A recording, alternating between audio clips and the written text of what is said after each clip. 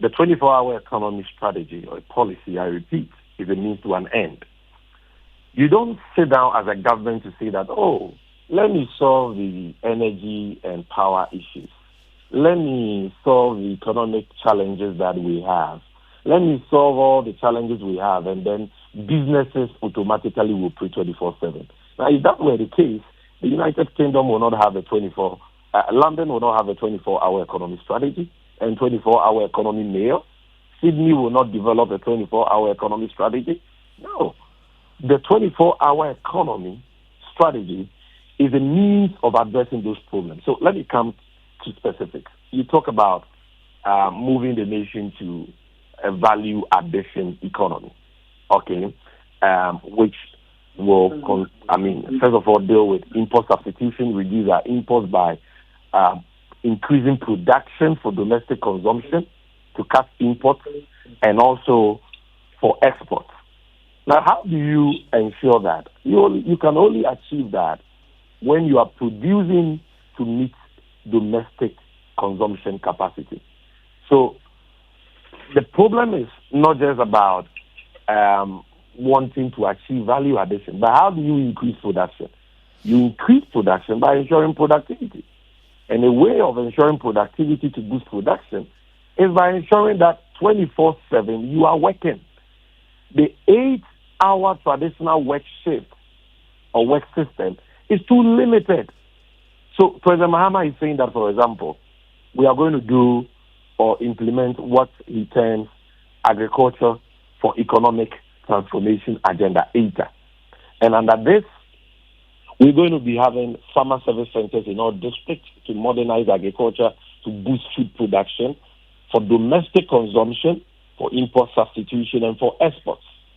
And we are going to link this to our agro-industrial zones in all regions to ensure that the tomato we produce, the fruits we produce, the cashew we produce, the cocoa we produce, okay, are processed for local consumption and also for exports. But President Mahama is saying that we are not going to allow these businesses who set up in our agro-industrial enclaves to operate 8 hours when we want them to produce more for domestic consumption to reduce imports and even for exports, taking advantage of ACTA and other trade, arrangements that we are party to. So all the factories in our agro-industrial enclaves will be running 24/7. The one processing cassava into starch will be running 24/7. The one processing tomato will be running 24/7. The one processing our cashew will be running 24/7. Why? Because the government will be supporting these businesses with a spending power to boost demand for their produce, number one. The government will be reducing tax payments for them through tax incentives to reduce their cost of production. Number three, the government will be reducing the cost of power through time of use tariffs.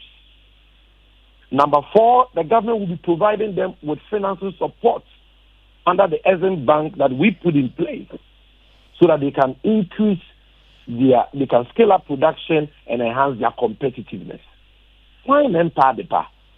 Every business wants to run 24/7 to produce more so that they can make more profit.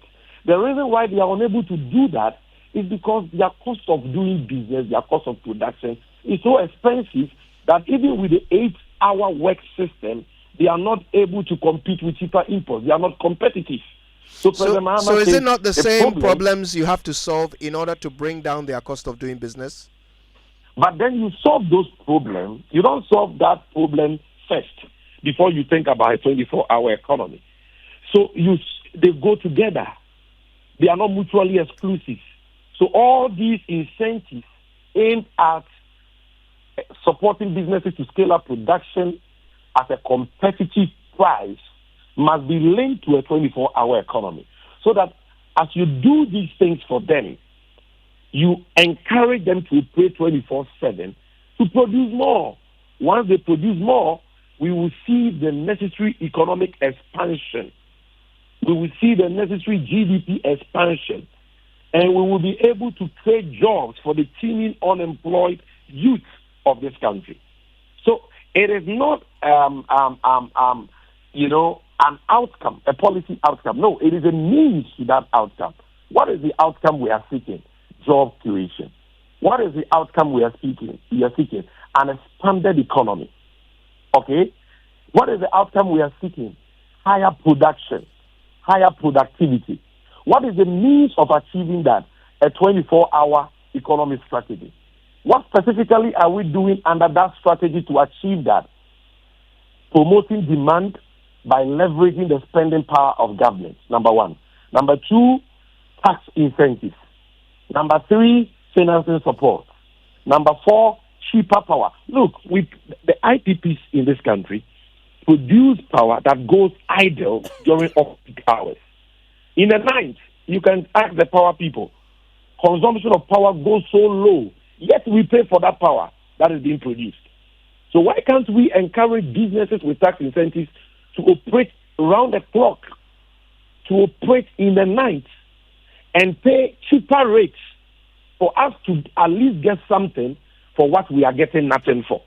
Because the power is being produced and it is lying idle, and we are getting nothing for it, and yet we need to pay for it.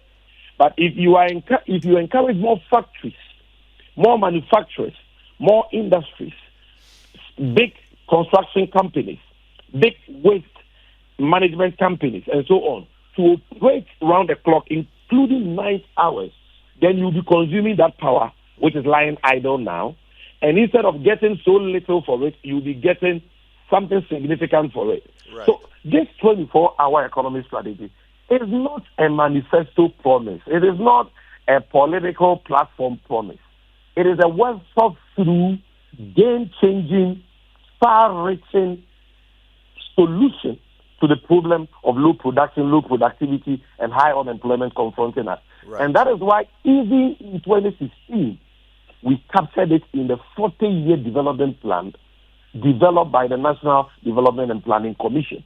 So it is not a partisan political slogan.